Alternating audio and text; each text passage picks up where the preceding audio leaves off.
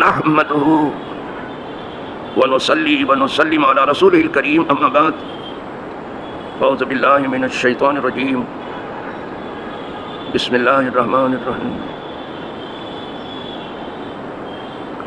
وعن عوف بن مالك الاشعري قال قال رسول الله صلى الله عليه وسلم لا يقص الامير او مامور او مختال رواه ابو داود رواه الدارمي عن عمرو بن شعيب عن ابي عن جده وفي روایته او مرائن بدل او مختال.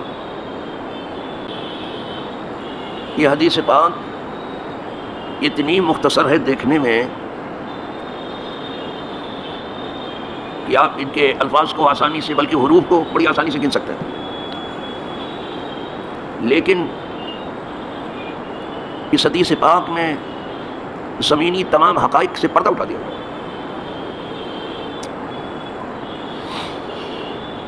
سب سے پہلے میں ظاہری ترجمہ جو ہے اس کا وہ کر دوں، اس کے بعد پھر گفتگو کرتا ہوں. عوف ابن مالک اشجعی صحابی ہیں، کہتے ہیں فرمایا رسول اللہ صلی اللہ علیہ وسلم یہ قصہ نہیں بیان کرے گا مگر حاکم بادشاہ اسلام یا وہ جس کو حکم دے یا پھر مغرور اور متکبر. کلام پاک میں قصہ بھی ہے اور سورہ یوسف جو ہے قصہ ہی ہے، بلکہ تمام قصوں میں سب سے اچھا ہے، احسن القصص. قصہ کے معنی وہ نہیں ہے جو عوام جانتی ہے. یہاں قصہ سے مراد، یہاں رات کو سونے سے پہلے کہتے کوئی قصہ کہو، وہ قصہ نہیں ہے بابا. یہاں قصہ سے مراد واعظ ہے، نصیحت ہے، ٹھیک ٹھیک جو گزرا ہے وہ بیان کرنا. یعنی یہاں تاریخ کا علم دیا جا رہا ہے، ہسٹری کا. صحیح معنوں میں واعظ جو ہے خلیفہ وقت کا کام ہے. اب خلافت باقی نہیں رہی تو بادشاہ اسلام کا کام ہے، اور اگر بادشاہ اسلام نہ آئے تو پھر جس کو وہ حکم دے واعظ و نصیحت کر. یہ واعظ و نصیحت سب کا کام نہیں ہے. اب تو بچے بھی چاکلیٹ کھاتے رہتے واعظ کرتے رہتے، اسی لیے اس کا اثر بھی آپ دیکھ لیجیے جو ہے کچھ نہیں، کچھ بھی نہیں. اس بیچارے کو پتہ ہی نہیں کہ زمین پر پہلے کیا ہوا اور اس وقت زمین پر کیا ہو رہا ہے اور آئندہ کیا ہونے والا ہے، کسی کو معلوم نہیں. تو آج کہے جا رہا ہے. اسی حقیقت کو اقبال اپنے لفظوں میں بیان کرتا ہے کہ قوم کیا چیز ہے، قوموں کی حقیقت کیا ہے، کیا بتا سکتے ہیں بیچارے 2 رکعت کی امام. اسی کو کہتا ہے سب کا کام ہے، انہیں پتہ ہی نہیں کہ زمین میں کیا ہو رہا ہے اور کیا ہونے والا ہے. اور جب بہت جوش میں آتے ہیں تو بتانے لگتے ہیں کہ زمین کی خبر تو ہم کو نہیں ہے، لیکن لوح محفوظ کی بات میں بتا رہا ہوں. جسے پاؤں کی پشت نہ سجائی دے کیا لوح محفوظ کی بات کریں گے. ہیں اللہ والے جو ان کا کام ہے سنائیں،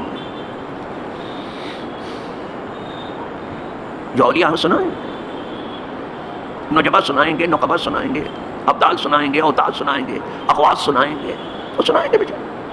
یہ سب کا کام نہیں ہے. آخر تو کلام پاک نے کہا نحن نقص علیک احسن القصص، ہے نا سورہ یوسف. اے محبوب صلی اللہ علیہ وسلم ہم آپ سے بیان کر رہے ہیں بہترین قصہ، احسن القصص. وہ سورہ یوسف ہے. یعنی حرف حرف جو ہوا ہے وہ سیدھے سیدھے بیان. یہاں ہوتا کچھ ہے اور بیان کچھ ہوتا ہے. دنیا میں ہم یہاں کی گنگا کو دیکھتے ہیں کہ یہ کبھی سیدھی بھی بہتی ہے، نام تو بہت لیا جاتا ہے لیکن کبھی یہ سیدھی بھی بہتی ہے کیا؟ دنیا کی گنگا کی بات کر رہا ہوں میں، صرف انڈیا کی نہیں. مثال کے طور پر ابھی یوکرین کی اور رشیا کی لڑائی جو ہے چل رہی ہے زمین پر. وہ اپنے پڑوس میں نیٹو کو بٹھانا نہیں چاہتا اور یوکرین کے صدر بضد تھے کہ ہم بٹھا کے رہیں. تو دیکھنے میں تو یوکرین کی تباہی کا سبب بتاتے نظر میں، ظاہری نظر میں لوگ کہیں گے کہ رشیا کی وجہ سے ہوا، لیکن حقیقت یہ نہیں ہے. یوکرین کی بربادی اور تباہی اور اس کا آگ میں جلنا اور قسم ہونا یہ انہی کے وجہ سے ہے جن کی وجہ سے افغانستان جل گیا، عراق جل گیا، لیبیا جل گیا، شام جل گیا، یمن جل رہا ہے. وہی امریکہ اور نیٹو ہے. اور کوئی ان کے بارے میں بھی نہیں کہتا کہ یہ کون سی بستار بازی نیت ہے آپ کی، یہ کیا توسیع پسندی ہے. آپ اکیلے پوری دنیا کو حکومت کو خواب دیکھ رہے ہیں. اور آپ کے یہاں 100 سال کا منصوبہ ہے کہ 100 سال میں ہم تک اکیلے پوری دنیا پر حکومت کریں، اسی کا حصہ ہے یہ ان کی وجہ سے. تو یوکرین کے صدر نیٹو کی مصنوعی جنت میں جانے کے لیے جنگ کے شعلوں سے کھیلنا پسند کر لیا. آج اس بات کا تذکرہ میں دیکھ رہا ہوں کہ ہم نے اتنے ٹینک برباد کر دیے، اتنے ہیلی کاپٹر برباد کر دیے رشیا کے، اور اتنی فوجی گاڑیاں تباہ کر دی ہیں. اس کا تذکرہ تو ہے. پورے ملک کو آپ نے آگ لگا دی، اس کا تذکرہ کیوں نہیں ہے؟ لاکھوں آدمی بے گھر ہو گئے، بے آب و دانہ ہو گئے، بے سایہ ہو گئے، بے امان ہوئے، چیخ چلاٹ رات دن جو ہے چیخ چلاٹ ہے. اس کا تذکرہ کیوں نہیں ہے؟ اور آپ کو اس میں مبارکباد دی جا رہی ہے امریکہ سے اور نیٹو سے کہ کیا پامردی کے ساتھ ستیہ ناش کر رہے ہو آپ پورے ملک کو. یہ دنیا ہے. ابھی سریا کے اوپر کوئی آنسو بہانے والا ہے؟ کہاں جائیں گے بیچارے؟ لاکھوں آدمی بے گھر ہو، لاکھوں طلبہ مر گئے. یعنی پوری دنیا کی میں بات کر رہا ہوں. لاکھوں اسکول تباہ ہو گئے، لاکھوں جانیں تباہ ہوئی، لاکھوں زخمی ہوئے، لاکھوں بے گھر ہوئے. اس کی کوئی پرواہ نہیں، اس کا کوئی تذکرہ نہیں. واہ واہ اس کے کتنے ٹینک برباد کیے. کیا یہ سوویت یونین کا حصہ نہیں تھا کل تک یوکرین؟ اس کا بھی خیال نہیں ہے کہ برسوں اس کے ساتھ میں کچھ تو اس کی بات سن لی جائے. نہیں. اور یہ بھی دیکھ لیں یہ کون ہے، بتاتے ہیں وہ صدر یہودی ہے، اور اس دنیا میں جب کبھی آگ لگی ہے وہاں یہود کا ہاتھ ضرور ہوتا ہے. سمجھ کر یہ مٹھی بھر رہے ہیں، چاہتے دنیا بھی مٹھی میں سمٹ جائے. یہ آگ ہی لگاتے ہیں، ان کی سمجھ میں کچھ نہیں ہے. انا للہ و انا الیہ راجعون. میڈیا یہ بیان کرتا ہے. عرض کر رہا تھا یہاں قصے سے مراد واضح و نصیحت ہے. تو واضح و نصیحت کرنا یا تو خلیفہ وقت کا کام ہے اگر ہے تو، لیکن اب خلافت باقی نہیں ہے تو بادشاہ اسلام کا کام ہے. اور اگر وہ نہ آئے تو بادشاہ اسلام جس کو کہے وہ آ کر کے، اس لیے کہ اسے زمینی حقائق کا علم ہوتا ہے. زمین کی حکمت جو ہے بادشاہ لوگ جانتے ہیں. زمین پہ کیا ہو رہا ہے بادشاہوں کو معلوم ہے.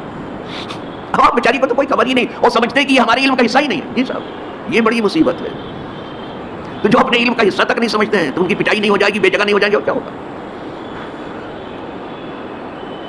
تو بادشاہ وقت کو پورا علم ہوتا ہے زمین کا، یا پھر اس کا نائب، اس کا مشیر کار، اس کو بھی علم ہوتا ہے. تو وہ آ کر کے واز کہے. واز سب کا کام نہیں ہے. یہ پیشہ ورانہ واز نفع نہیں دے گا، بلکہ زیادہ ڈر ہے کہ کہیں نقصان پہنچا دے. پیشہ ورانہ واز سے کام نہیں چلے گا. پوری دنیا میں جب آگ لگی ہو تو اس پر کچھ نہ بول کر کے لوگ جمعہ کی فضیلت بیان کرنا چاہتے. کوئی دکھ ہے؟ یعنی کچھ تو کہو کہ کیا ہو رہا ہے. عید کی فضیلت بیان کرنا بے وقت کی چیز ہے، آپ کے پاس کو ٹچ ہے.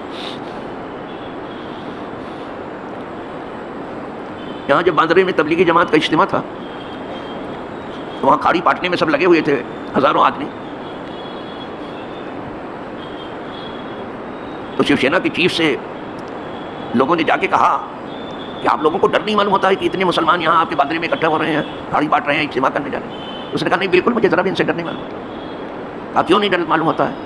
کہا اس لیے کہ میں دیکھتا ہوں یہ بیچارے آسمان کی بات تو کرتے ہیں، زمین کی تو کرتے ہی وہی لوح محفوظ کی بات. پاؤں کی پشتی خبر نہیں ہے، لوح محفوظ کی بات کرتے ہیں. آسمان میں اڑے چلے جانا، چلنے کی سکت نہیں، اڑنے کی بات کر رہے ہیں. ابھی عقل تک رسائی نہیں ہوئی، عشق کی بات کر رہے ہیں. میں بہت اونچی چیز ہے عشق جس کا آپ تذکرہ کر رہے ہو. تو یہاں حضور فرما رہے ہیں کہ واضح و نصیحت یا تو حاکم کا کام ہے جو حاکم وقت ہو، بادشاہ اسلام کا کام. اسی لیے جمعہ کا خطبہ بھی بادشاہ اسلام کا کام، نماز جنازہ بھی بادشاہ اسلام کا کام، یا پھر جو اس کا نائب ہو وہ کام. بس یہی دو واز کرتے، انہیں حقیقت کا علم ہوتا ہے. اور جب واز ہو تو یہ زمین کی حقیقت سامنے آنی چاہیے. کیا ہو رہا ہے، کیا ہونے والا ہے، کیا ہونے جا رہا ہے، یہ آنا چاہیے. کچھ نہیں آتا. دیکھتا ہوں سنتا ہوں واز میں بھی افسوس ہوتا ہے سنتے کیا ہے پڑھا لکھا انہوں نے کیا لے کے بیٹھے ہیں یہ لوگ.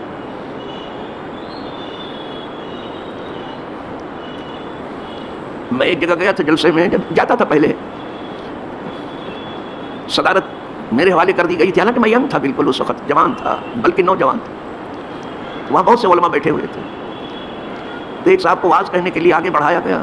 اب وہ دستار بندی کا جلسہ تھا، علمی جلسہ تھا خالص. تو تھوڑی سی علم پر بحث ہونی چاہیے تھی، کتاب کی علم پر، حدیث کے علم. اب ان کو وہ کچھ معلوم تھا نہیں، تو جمعہ کی فضیلت بیان کرتے.